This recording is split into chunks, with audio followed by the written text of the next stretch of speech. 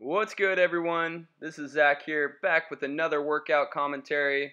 Today's workout is part 2. Part 1 is shoulders. That's already up on my YouTube channel, so make sure to check that out. As I was saying, part 2 is my leg workout. This was done on Friday, August 12th. Today is Sunday, August 14th, so a few days later.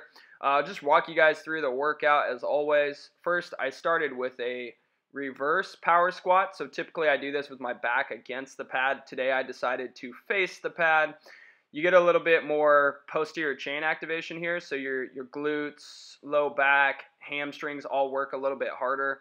As you can see, my first movement is always at the hips, so I'm shifting my hips back first and then my knees come forward.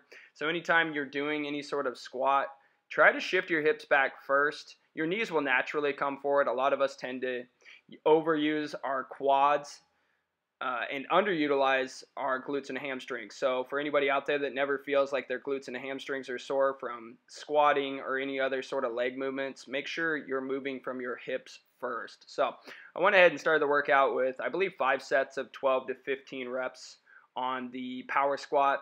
Next, I moved on to a leg press. You guys have seen this in a few different videos. Big focus for me here, I've just been going lighter than I used to. I used to try to do 8 to 10 plates per side. This right here is 6 plates per side. Two things I'm focusing on. First, a little bit more range of motion, and second, constant tension. So I'm not holding and locking my knees out at the top. I'm trying to keep the weight moving consistently. By doing that, the muscles are constantly working and fatiguing.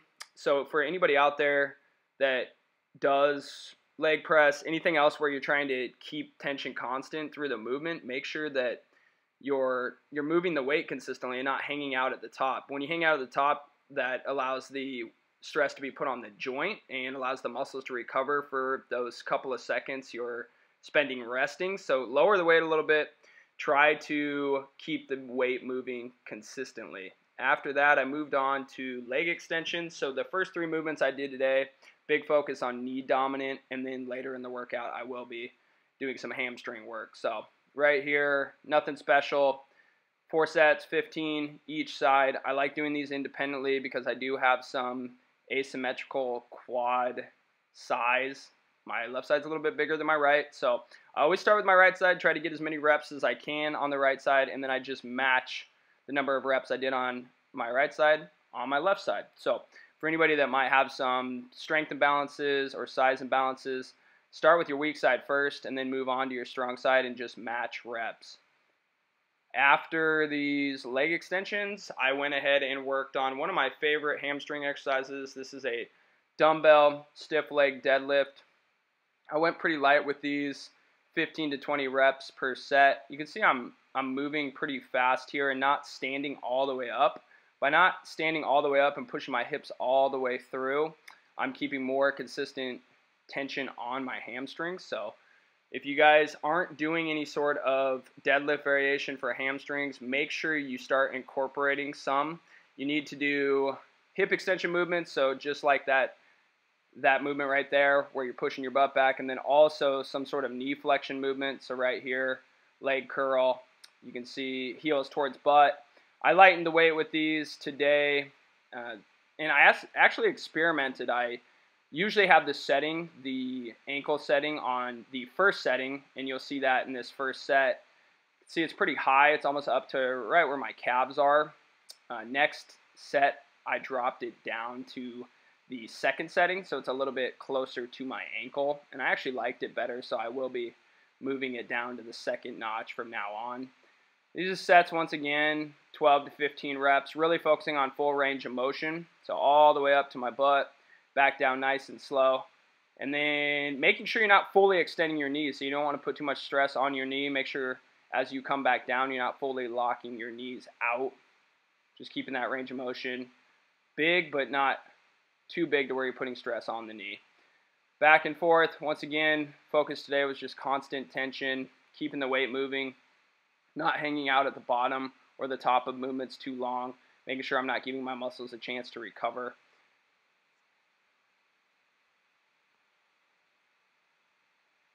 After this set, I moved on to the seated hamstring curl. And for those of you who have been watching the channel, you would know that I never used to do this machine. I didn't give this machine a lot of credit, but I really am enjoying this machine as I'm figuring out what seat position works best for me.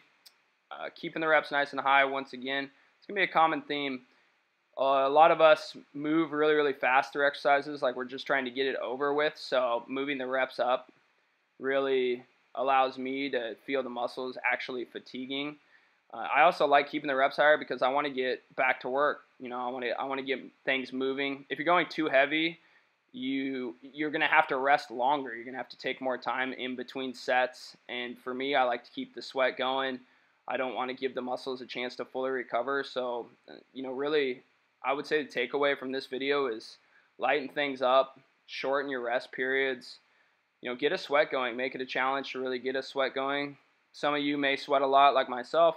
Others of you may not sweat very much at all. So for those who don't sweat a lot during their workouts, especially strength training workouts, I would challenge you to make sure that you're limiting your rest, and that should get you nice and sweaty. So after all the hamstring movements, I moved on to 2 different calf movements. First here is the calf extension. I find with this machine, you have to go really, really light, and you got to bring the reps up to at least 20 to 30 reps for 4 to 5 sets. The calves like a lot of volume. We use them all the time.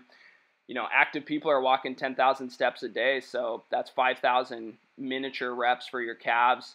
And, you know, doing just a couple sets of 8 to 12 reps isn't going to be enough to make them grow. So make sure you bring those reps up, the sets up, and limit the rest, especially because your calves are used to working. So you need to challenge them. After that, I went back to the power squat and facing away from the machine this time, and decided to do 4 sets of 15 calf raises right there to finish the workout. So as always, guys, thank you for watching. Please subscribe to the channel if you enjoy this content. Also, make sure to comment and like. It'd be awesome if you guys got involved. I am doing chest today, so I will have another video up later today. So until next time, guys, I am out. Hopefully you guys enjoy the rest of your Sunday. Take care.